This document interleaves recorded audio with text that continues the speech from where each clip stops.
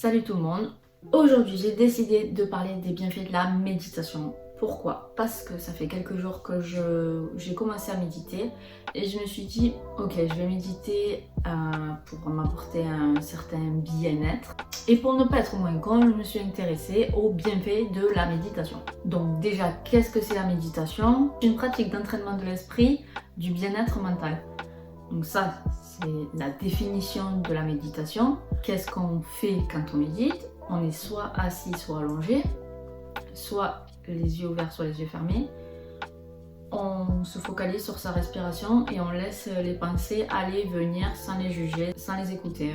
La méditation, c'est quelque chose que les hommes, femmes font depuis des milliers d'années, mais personne ne s'était posé la question sur qu'est-ce que faisait réellement la méditation. Et du coup, des études ont été faites depuis quelques années, enfin récemment on va dire sur les 20-30 dernières années. Et la science et les nouvelles technologies se sont rendus compte que ça faisait du bien à notre cerveau. Plus précisément sur nos neurones, comme la préservation de la matière grise, réduction de l'activité liée à l'ego. L'ego, c'est notre moi qui surpasse notre... je sais pas comment vous dire ça. L'ego, c'est vous. Et il y a votre cœur qui parle et il y a l'ego. L'ego, c'est cette voix. C'est comme si vous aviez sur les épaules l'ange et le démon. Bon, ben l'ange, c'est votre cœur et le démon, c'est votre ego qui vous dit oui, vas-y, fais-le, il faut le faire. Parle. Ne réfléchis pas, fais ça. Non.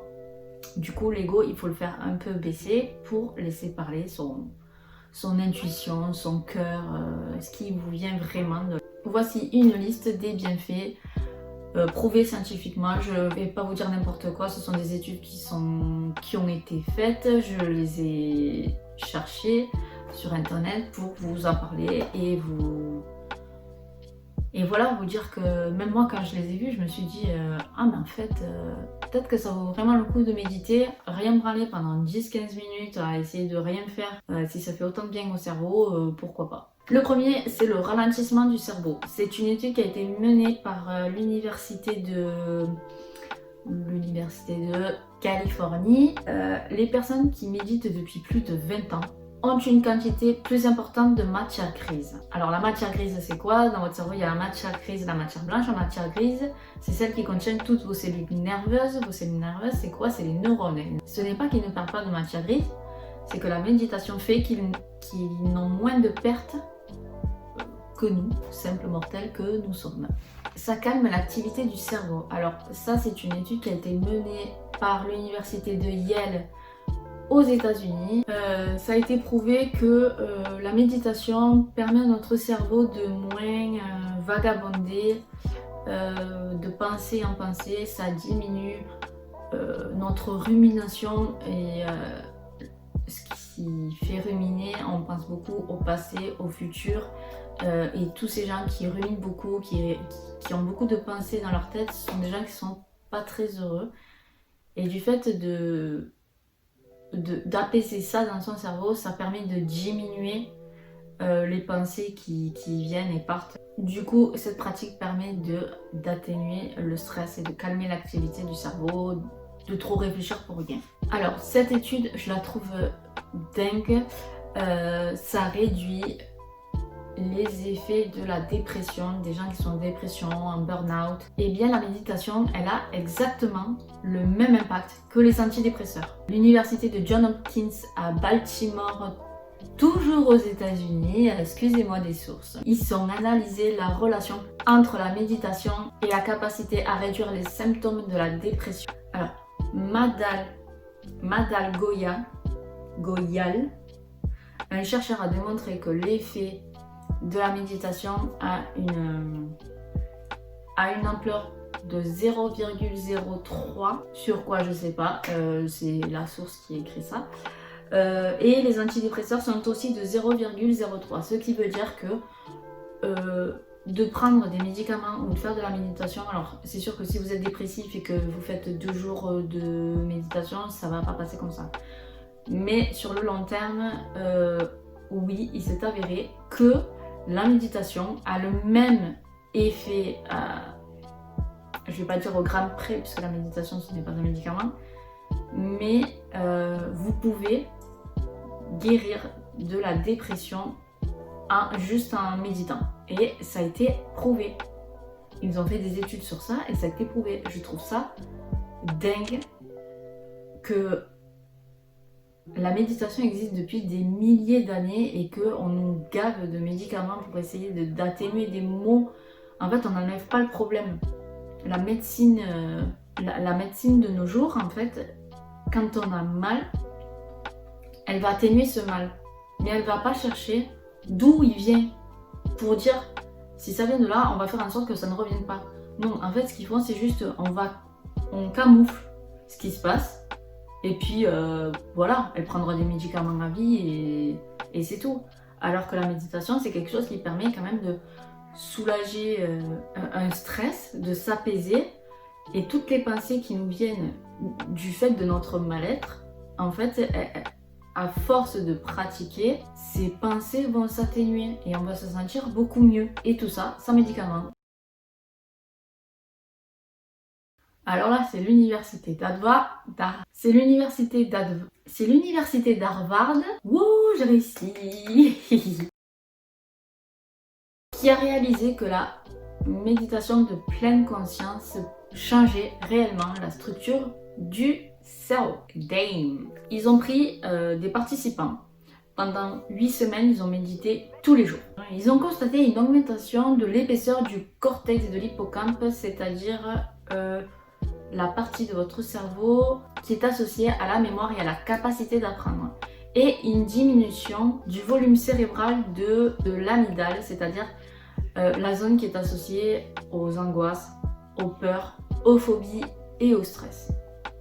C'est-à-dire que en fait, votre cerveau, c'est un muscle. Vous allez muscler une partie de votre corps, elle va être le muscle va être plus développé que notre muscle. Et ben là, le cerveau, c'est pareil en fait. Plus vous allez penser à quelque chose de positif, donc là c'est le cortex de l'amygdale, plus vous allez faire travailler cette partie de votre cerveau, plus ça va augmenter. Et forcément, si vous travaillez beaucoup plus ce muscle-là que le muscle donc de l'amygdale, c'est-à-dire qui est associé aux peurs, et forcément celui-là, il va plus travailler parce que vous aurez moins de pensées négatives et vous serez moins stressé et forcément cette partie-là va diminuer. Et ça a été prouvé. Donc, encore une fois, la méditation a l'air géniale. Ensuite, il est avéré que ça augmente la concentration. Alors ça, c'est génial parce que moi, je suis quelqu'un, j'ai toujours une pensée à droite à gauche, j'arrive pas à me concentrer sur une seule tâche. Et le fait de faire de la méditation, quand vous méditez, on vous dit de vous concentrer qu'à une seule chose. Plus vous allez pratiquer et forcément plus vous allez être focalisé sur quelque chose, vos pensées elles viendront plus, puisque vous n'aurez plus cette façon de laisser vagabonder vos pensées, vagabonder de pensée en pensée, et de ce fait vous allez réussir à plus vous contrôler sur une seule tâche. Et ça est avéré que une augmentation de 16% de votre concentration, et c'est énorme. Et ça peut être positif autant pour votre travail ou même à l'école pour les jeunes, de rester focus sur leur cours et de bien écouter leur professeur. Alors là, je vais parler de la cigarette pour faire simple. Ça peut être n'importe quelle addiction, hein, les drogues, l'alcool, enfin tout ça. Les résultats indiquent que les personnes qui apprennent la technique de pleine conscience, parce qu'il y a plusieurs techniques en méditation, je ne vais pas en parler sur cette vidéo parce que il y a trop de techniques et là je voulais vraiment parler que les bienfaits de la méditation en général. Là, cette étude elle est montrée sur la technique de la méditation de pleine conscience, mais c'est avéré qu'avec cette technique-là, vous pouvez tenir de ne plus fumer. Les études ont été faites, elles ont médité pendant 8 semaines et elles ont eu un suivi. Elles ont eu un suivi de 14 semaines après l'arrêt de la cigarette et ces personnes n'avaient pas repris. Donc cette technique est aussi bénéfique pour ceux qui fument que de suivre un programme, que ce soit avec des patchs, avec je sais pas, des médicaments, je sais pas comment on arrête de fumer, je ne fume pas. Mais voilà, ça peut être Là aussi, les gens qui n'ont pas les moyens d'arrêter de fumer, tout simplement apprendre à méditer et être assez régulier, c'est-à-dire qu'il faut méditer tous les jours, peu importe la durée, que ce soit 2, 5, 10, il y en a qui peuvent... Bon après, il y a les bouddhistes, ils peuvent méditer 23 heures sur 24 et pas bouffer. Ça peut être assez intéressant de se dire que, ouais, on peut arrêter de fumer juste en ne faisant rien pendant un certain temps de la journée. Et ça, c'est plutôt cool. Ça peut être pour les enfants. C'est-à-dire que la méditation aide les enfants à réussir à l'école. Alors là, ça a été prouvé aussi, la ville de San Francisco. Ils essayent ça dans leurs écoles. Les enfants, ils ont 1 à 2 séances par semaine de méditation. Et donc c'est toutes les écoles de la ville de San Francisco. Et ils ont trouvé que les enfants, ils avaient une augmentation des notes. Les moyennes de leurs notes ont augmenté et il y a moins de punitions et d'absence des élèves, c'est-à-dire qu'ils sont moins stressés. Les enfants vont souvent à l'école stressés, ils sont pas bien, ils n'ont pas envie, ils sont pas motivés, ils sont préoccupés. Et le fait de leur faire de la méditation 2 fois par semaine, et bien ces enfants-là, ils réussissent et je trouve ça dingue à être moins absents à l'école. Donc c'est pas forcément des maternelles, c'est aussi des primaires et des lycées. Il y a moins d'absence, moins de punitions, donc ils font moins de bêtises parce qu'ils sont plus calmes, ils sont plus sereins, concentrés et c'est super. Et du coup, je sais que certaines grosses entreprises, je vais en citer 2, Apple et Google, je crois même Facebook, dans leurs entreprises, il y a des lieux pour méditer. S'ils en ressentent le besoin, ils peuvent aller méditer.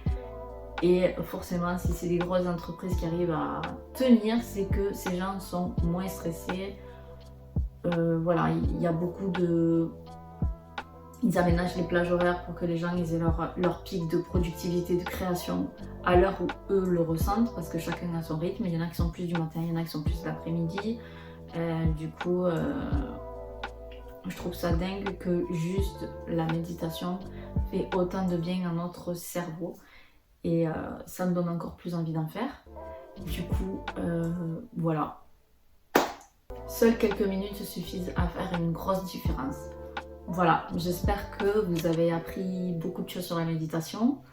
Moi, d'avoir fait ces recherches aussi, j'ai appris plein de choses et je trouve ça super. Donc ça me motive à faire de la méditation tous les jours. Je vous laisse sur ça et je vous dis à bientôt. Allez, salut!